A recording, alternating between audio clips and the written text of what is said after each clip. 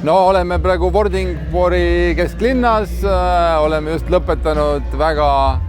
suurejoonelise tseremoonia, kus tähistasime Dannebrogis Taani lipu 800. aastapäeva koos kuningliku kroonpritsi ja printsessiga. Ja ega see näitabki, kui pikaajalised on Eesti ja Taani suhted, et 800 aastat on meid juba miski sidunud ja seda tulime meiega nendega koos tähistama, et mõned ütlevad, et jah, aga eestlased, te ju kaotasite selle lahingu. Kaotasime küll, aga tänu sellele jälle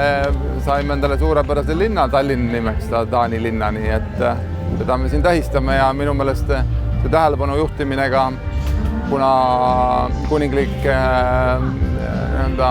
kuna kroonprints on väga populaarne rahva hulgas, siis oli ka täna näha, et tuhanded inimesed olid kogunenud selle jaoks siia ja kindlasti nägid ka Eesti väljapanekut, nii et sellest on kindlasti Eestile palju kasu, sest et olgem ausad, ega tavalise taanlase jaoks tuleb ikkagi nagu Eesti tutvustamisega veel vaeva näha. No kindlasti need inimesed, kes on nagu asjast huvitatud, peaksid seda ise väga jõuliselt edasi lükkama Eestis ka, aga eks olgem ausad, et ta on natukene ikkagi nagu rahakotipaksusega ka seotud, et ta on orgaaniline meetod iseenesest on natukene kallimalt tuleb selle tootmine kätte ja seetõttu kõigile võib-olla täna ei ole ta veel Eestis lihtsalt jõukohane, et taanlased on meist palju jõukamad,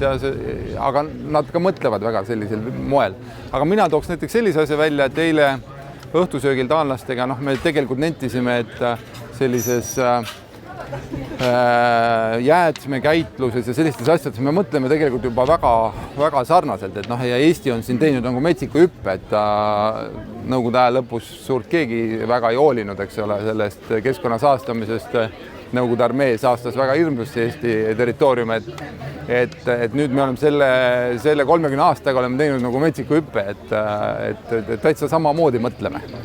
Sest meil mõlemal on nagu, ma mõtlen rahvaid, siis taanlastel ja eestlastel on ikkagi loomuomane, et kõik oleks puhas ja kord oleks majas ja majad on kenasti värvitud ja prügi on sorteeritud ja nii edasi. Peab vaatama, ma olen siin küsinud ka suursaadikult ja inimestega arutanud, et mis need potentsiaalsed valdkonnad on, et tegelikult mitmes valdkonnas, näiteks IT-alal on juba praegu väga palju tehakse koostööd Taani ja Eesti vahel ja puidutööstuses, kuna taanlastel endale ülemäära palju puitu ei ole, aga mööblidisainis näiteks on nad väga tugevad, eks. Et siis seal juba koostöö kõvasti käib, aga näiteks toidualal seesama oligi meist väga julge tulla, eks on Organic Estonia kontseptsiooniga siia, taanlased on ju teada maailmas ju sellise orgaanilise ja ökoloogilise mõtteviisiga, mis ühelt poolt tähendab, et kuidas me tuleme nende turule, mis on ju väga välja arenenud, see on küll tõsi, on ju, et on meil selline julgus, aga teisalt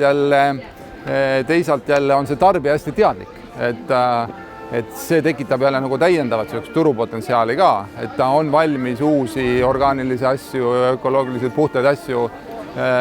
katsetama ja proovima ja kui see talle meeldima hakkab, siis ta hea meelega jääb ka tarbima seda.